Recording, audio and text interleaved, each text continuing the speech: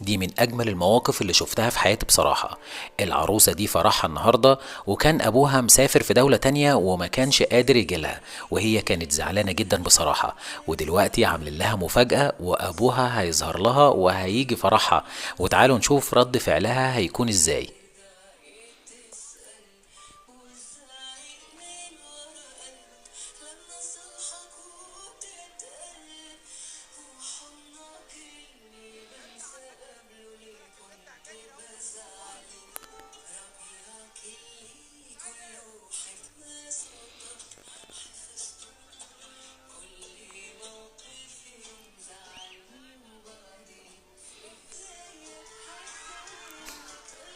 بصراحة مكانة الأب عمر ما أي حد في الدنيا يقدر يسدها، وبالذات للبنت، يعني الأب سند بجد. بصراحة فرحتها ما تتوصفش.